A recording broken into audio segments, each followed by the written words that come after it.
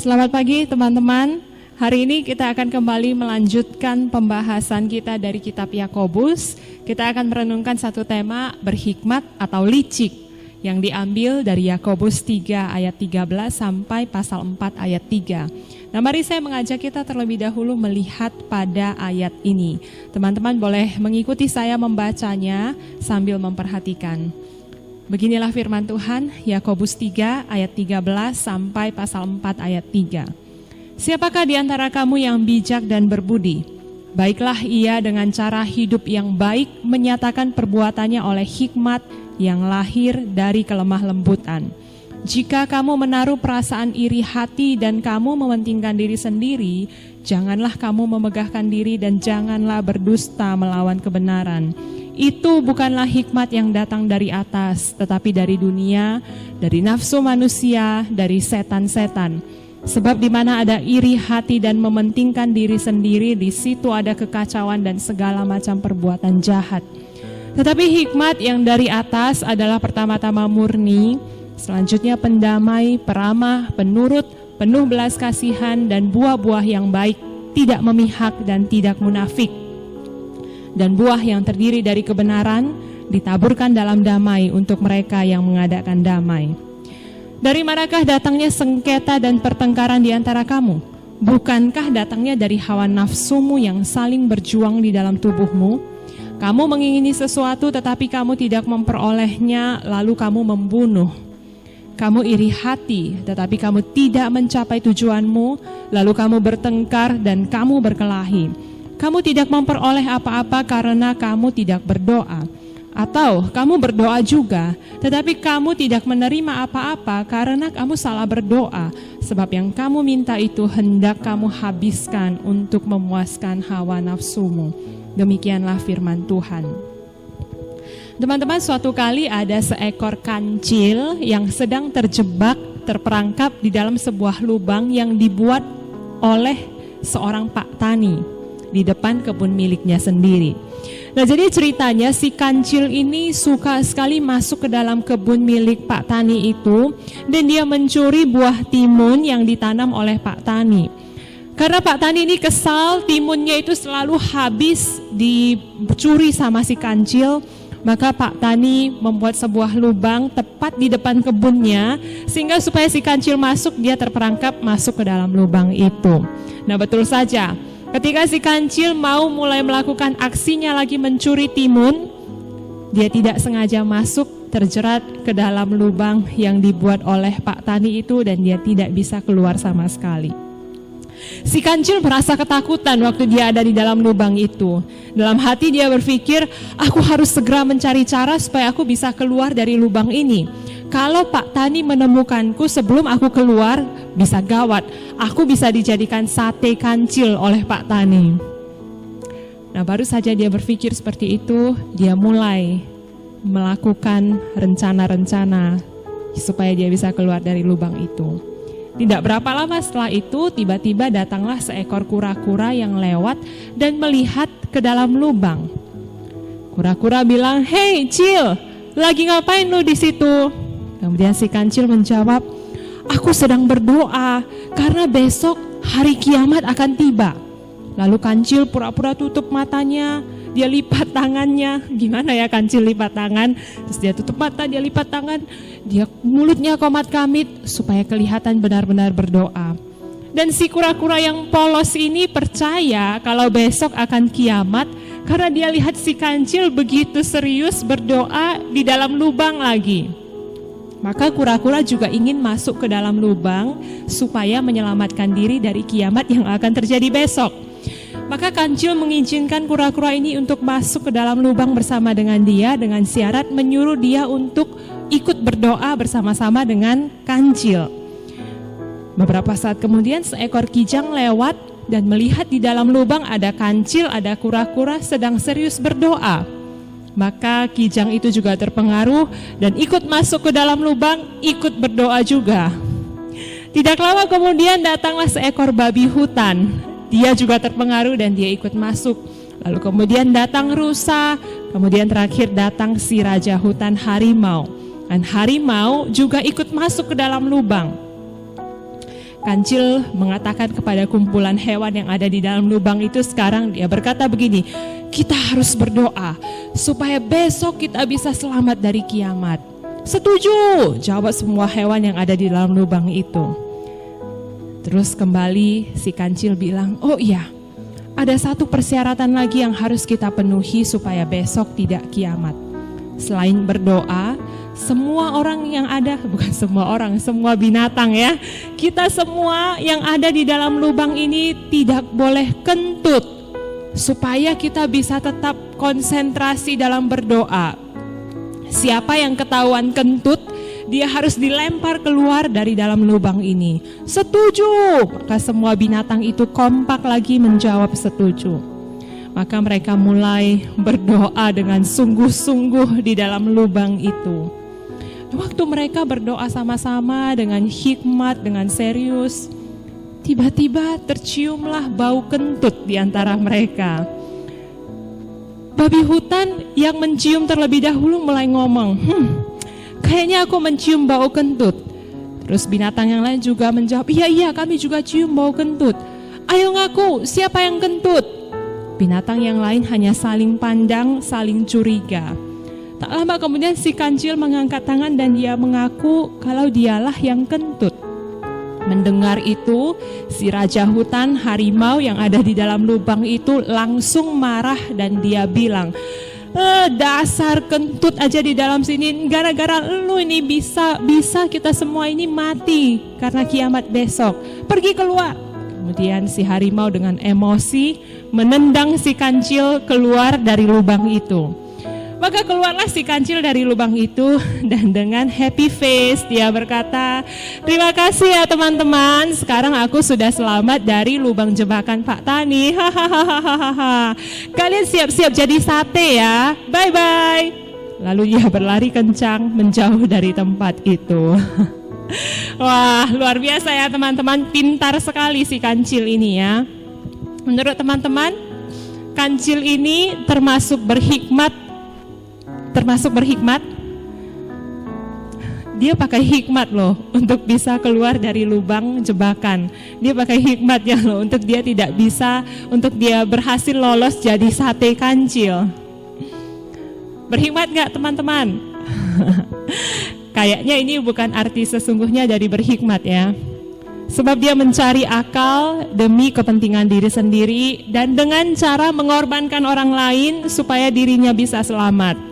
Nah kalau begitu, si kancil mungkin lebih tepat kita sebut licik. Benar gak? Berhikmat dan licik adalah dua hal yang berbeda. Nah, meski kadang-kadang kita sulit sih membedakannya, kadang-kadang bisa beda tipis ya. Beberapa minggu lalu teman-teman kita sudah pernah membahas apa itu hikmat. Yakobus sudah menjelaskan tentang hikmat di awal dari kitab ini. Masih ingat gak? Apa itu hikmat? Hikmat itu bermula dari takut akan Tuhan yang memampukan kita untuk membedakan apa yang baik dan apa yang benar, serta memimpin kita untuk berjalan di dalam kebenaran Tuhan. Nah, waktu itu Yakobus juga sudah bilang, kalau kamu kekurangan hikmat, kamu boleh minta kepada Tuhan. Lalu sekarang, kalau kita sudah minta hikmat dari Tuhan, so what? Dalam kehidupan sehari-hari, bagaimana kita bisa tahu kalau hikmat itu adalah dari Tuhan atau bukan? Dan bagaimana sih kita bisa mempraktekkan hikmat itu dalam kehidupan yang kita jalani? Nah, mari kita akan temukan jawabannya di dalam pasal ini. Dalam pasal ini, Yakobus menjelaskan lebih praktis lagi contoh-contoh hikmat yang berasal dari atas atau hikmat yang berasal dari Allah, atau kita bisa katakan hikmat yang sesungguhnya. Tentu hikmat yang dari atas itu, yang dari Allah adalah pengertian hikmat yang sesungguhnya kan?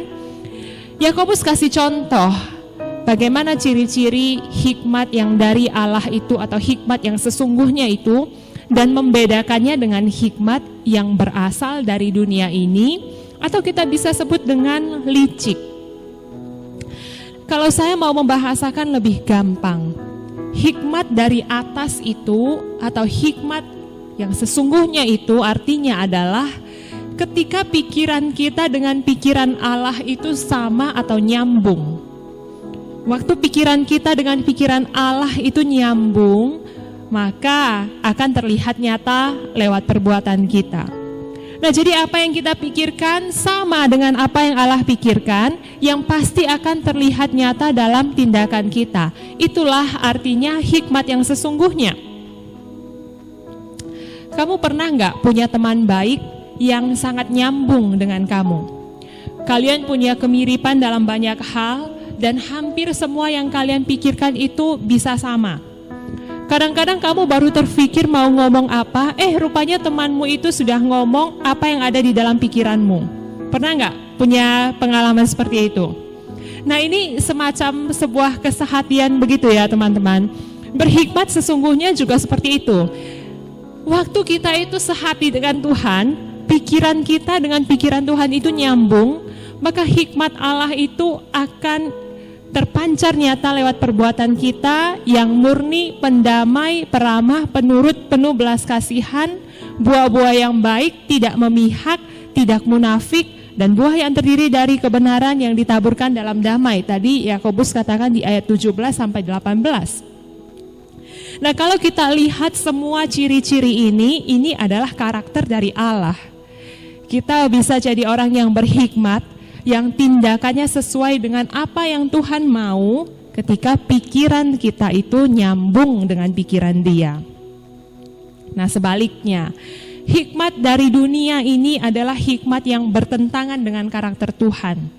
Hikmat yang lahir dari hawa nafsu kita yang jahat, yang lahir dari keinginan untuk mementingkan diri sendiri, bahkan bisa juga lahir dari setan-setan.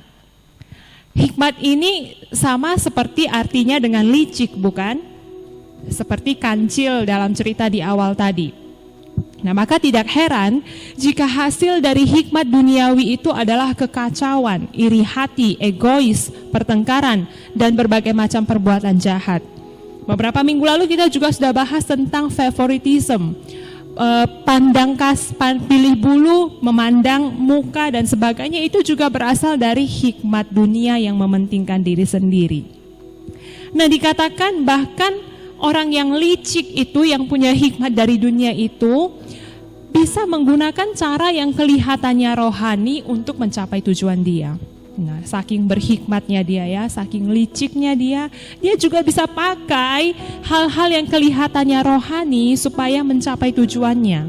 Nah, sama kan kayak kancil tadi yang pura-pura berdoa, kelihatannya begitu serius berdoa, bahkan menyendiri masuk ke dalam lubang untuk berdoa, tapi tujuannya adalah untuk kepentingannya sendiri, supaya dia bisa keluar dari lubang jebakan itu. Firman Tuhan dalam pasal ini juga bilang bahwa orang yang memakai hikmat duniawi itu melakukan berbagai cara untuk mencapai tujuannya. Mereka mengingini sesuatu tetapi tidak memperolehnya. Maka mulailah dengan hikmatnya sendiri, dia pakai caranya sendiri supaya dia bisa dapat apa yang dia inginkan. Dia membunuh, dia iri hati, tapi tidak juga mencapai tujuannya. Lalu mulailah mereka bertengkar dan berkelahi. Tapi mereka tidak mendapat apa-apa karena mereka tidak berdoa. Atau mereka ini juga berdoa loh. Mereka berdoa meminta Tuhan melakukan sesuai dengan apa yang mereka pikirkan. Ya, dengan pikiran mereka sendiri, dengan hikmatnya sendiri yang menginginkan sesuatu sesuai dengan keinginannya, mereka berdoa minta sama Tuhan. Tapi Yakobus bilang, ya mereka tidak menerima apa-apa karena mereka salah berdoa. Karena mereka meminta hanya untuk memuaskan hawa nafsunya sendiri. Nah, teman-teman, kita sudah lihat jelas sekali ada hal yang begitu berbeda antara menjadi orang berhikmat dan licik.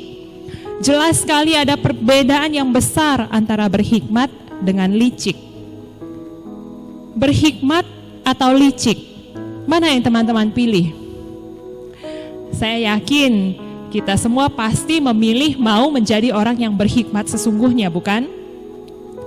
Nah, lalu bagaimana caranya supaya kita bisa menjadi orang yang berhikmat sesungguhnya, yang punya hikmat dari atas, yang punya hikmat dari Allah? Kalau tadi kita bahas orang yang berhikmat itu adalah orang yang pikirannya nyambung atau sama dengan pikiran Allah, maka tentu jawabannya supaya kita bisa berhikmat, ya pikiran kita harus sama dulu dengan pikiran Allah. Bagaimana caranya supaya pikiran kita itu sama dengan pikiran Allah? Ya tidak ada cara lain selain kita punya relasi yang dekat dengan Tuhan. Kalau kita dekat dengan Tuhan, maka kita akan tahu apa yang menjadi pikiran Dia. Sehingga lama-kelamaan kita akan menyesuaikan dengan pikiran Dia dan pikirannya jadi nyambung. Sama sih kalau kita dekat dengan seseorang, kita pasti semakin lama semakin tahu sifat orang itu kan. Nah lalu karena kita tahu sifatnya dan terus menerus bergaul dengan orang itu, lama-kelamaan kita jadi mirip atau jadi nyambung dengan orang itu. Itulah juga yang akan terjadi ketika kita punya relasi yang dekat dengan Tuhan. Sehingga apa yang kita pikirkan, apa maunya kita, apa yang kita minta di dalam doa kita itu nyambung dengan pikiran Tuhan, dan karakter Tuhan itu akan semakin nyata terlihat dari perbuatan kita. Teman-teman, saya ingat waktu saya SMP, saya itu sangat gila belajar. Saya sangat gila mengejar nilai, saya selalu berusaha mengejar supaya saya bisa dapat nilai yang bagus, supaya bisa tetap dapat juara. Tapi ada sebuah mata pelajaran yang saya lemah, saya tidak bisa, yaitu pelajaran bahasa daerah. Nah, waktu itu kami wajib belajar bahasa Batak. Ada pelajaran bahasa Batak. Oh, bagi saya pelajaran ini susah sekali. Nah, satu kali ketika ujian bahasa Batak itu, saya benar-benar blank. Saya tidak bisa jawab sama sekali karena soal yang diberikan berbeda dari bahan yang saya pelajari. Saya sudah belajar, tapi ternyata soal ujiannya itu berbeda dari bahan yang dikasih. Saya tidak bisa jawab soal ujian itu. Nah, terus saya ingat waktu itu ada teman saya yang menawarkan jawaban untuk saya waktu ujian. Tapi waktu itu karena saya mulai punya relasi yang dekat dengan Tuhan, saya tahu saya anak Tuhan, saya baru-baru percaya waktu itu. Saya belajar, diajarin, dikasih tahu bahwa menyontek itu sama dengan mencuri. Maka waktu itu saya betul-betul berkomitmen untuk tidak mau menyontek, bahkan untuk tidak mau ambil jawaban dari itu. Gak mau ambil jawaban, tidak mau menerima jawaban yang diberikan dengan cuma-cuma di depan mata saya itu. Dan hasilnya, ya memang nilai saya merah waktu itu. Satu-satunya nilai yang pernah merah adalah bahasa daerah itu. Tapi waktu itu saya tidak apa-apa dapat nilai merah. Karena memang waktu itu saya tidak bisa. Dan saya merasa saya pantas dapatkan nilai itu. Ya, meskipun saya tetap belajar dengan sungguh-sungguh dan saya mohon hikmat Tuhan waktu saya belajar supaya besok-besok waktu ujian saya bisa. Dan akhirnya besok-besok ya bisa, meski nilainya tidak tinggi-tinggi amat. Dan saya puas, ya karena memang saya merasa saya melakukan dengan cara seperti yang Tuhan mau. Teman-teman lihat, meski waktu itu menurut hikmat dunia, apa yang saya lakukan itu sangat bodoh kan? Hikmat dunia katakan ya halalkan segala cara supaya nilaimu bagus. Tinggal nyontek kan enak, apalagi dikasih jawaban di depan mata. Yang penting kan nilaimu bagus, apalagi sekarang sekolah online. Mau nyontek kan gampang. Tinggal buka buku dan sebagainya, tinggal search Google dan sebagainya. Nah, tapi teman-teman, kalau pikiran kita itu nyambung dengan pikiran Allah, kalau Allah yang menguasai pikiran kita sehingga pikiran kita itu dikuasai oleh Tuhan dan nyambung dengan pikiran Dia.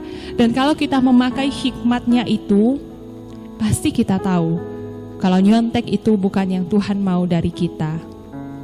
Percayalah teman-teman, kalau kita punya hikmat dari Allah, maka kita akan dimampukan untuk menghadapi hari-hari kita dengan pimpinan darinya.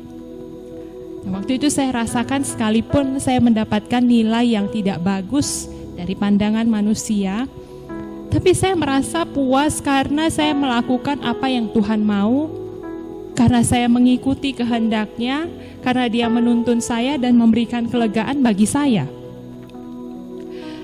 Teman-teman, kalau kita mau memiliki hikmat yang sesungguhnya itu, kita bisa dapatkan dengan percaya dan terus-menerus bergaul erat dengan Yesus yang adalah wujud nyata dari hikmat Allah.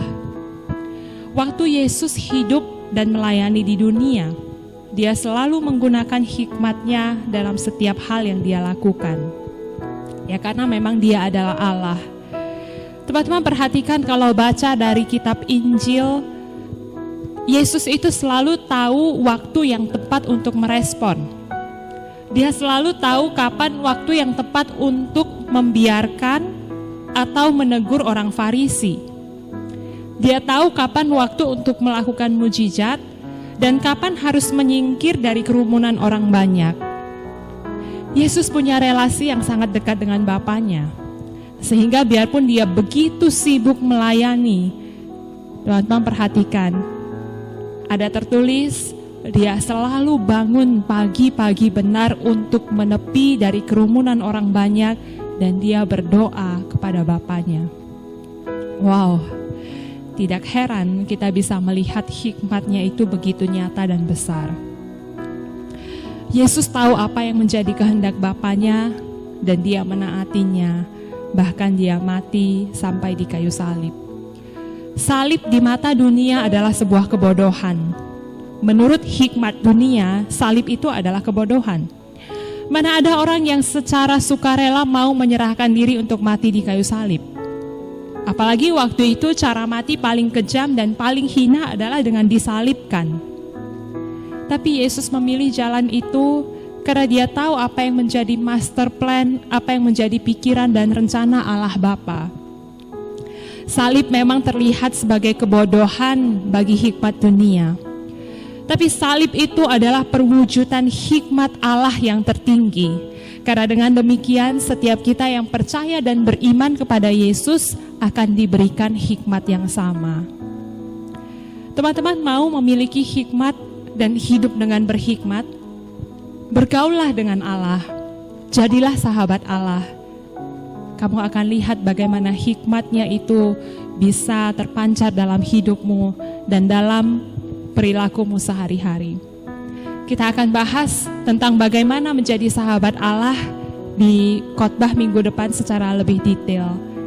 Mari kita tundukkan kepala dan kita berdoa. Tuhan, tolonglah kami supaya kami boleh belajar untuk terus punya relasi yang dekat dengan Engkau, sehingga pikiran kami bisa nyambung dengan pikiran-Mu, dan perbuatan kami boleh nyata terlihat hikmat Tuhan yang hadir, yang nyata melalui tindakan kami.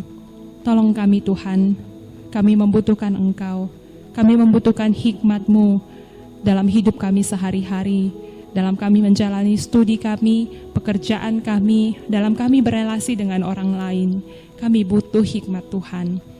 Biarlah hikmat-Mu itu boleh menyertai setiap kami, dan Engkau yang menolong kami masing-masing supaya kami boleh tahu seperti apa kami harus menjalani hidup kami dengan bersandar kepada Engkau. Terima kasih Tuhan, kami serahkan setiap diri kami, hamba-Mu menyerahkan anak-anak-Mu, remaja GKI Medan ke dalam tangan-Mu. Dalam nama Tuhan Yesus kami naikkan doa kami. Amin.